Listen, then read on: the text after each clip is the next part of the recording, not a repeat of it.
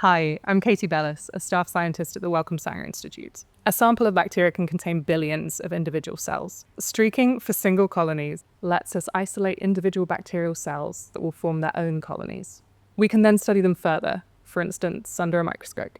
When working with bacteria in the lab, it's crucial that everything's done aseptically, that is, under completely sterile conditions. I do this work inside a biological safety cabinet, which maintains a sterile environment.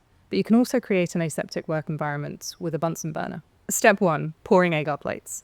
Making agar plates takes time, so you'd always make them in batches. So you'll need a stack of sterile Petri dishes. This is where the agar will set and become your agar plate. You will also need molten agar. The agar is a nutrient-rich gel that bacteria can grow on. You can melt the agar using a microwave. Loosen the lid before you start heating it, as pressure will build up inside the bottle if it's fully sealed.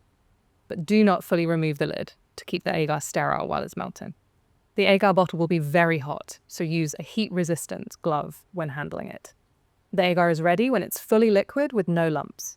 Let the agar cool slightly before pouring it. Line up the Petri dishes on your bench. Lift the lid of a dish only long enough to pour in the agar and replace it immediately after. Do not set the lid down whilst pouring or touch the inside of the dish or lid. Pour the agar until it's about 1/2 centimetre thick. Leave the plates to solidify for about 25 minutes. Your agar plates are now ready for streaking.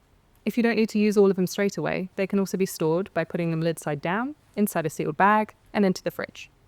Step 2, streaking for single colonies. We will use an inoculation loop to streak the bacteria onto an agar plate. Make sure to label your plate before starting. Do this on the bottom of the Petri dish, not the lid, which can inadvertently get swapped. Imagine that the plate's split into 4 sections. You're going to streak each section in turn. When you're first starting out, it can be useful to mark the Petri dish to visualize the sections clearly. The bacterial sample will most likely be in a tube. Carefully uncap the tube. Use a sterile inoculation loop to get a small amount of the sample and recap straight away.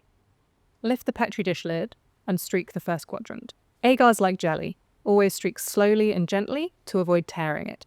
Rotate your plate 90 degrees to streak again with a sterile inoculation loop, this time in the second section. But cross over the first section slightly in order to pull some of the bacterial cells across into the second section. Repeat the rotating and streaking steps again for sections 3 and 4.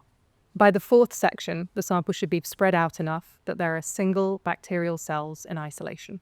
This is where your single cell colonies will grow. That's it! With careful streaking, you'll get beautifully isolated colonies to work with.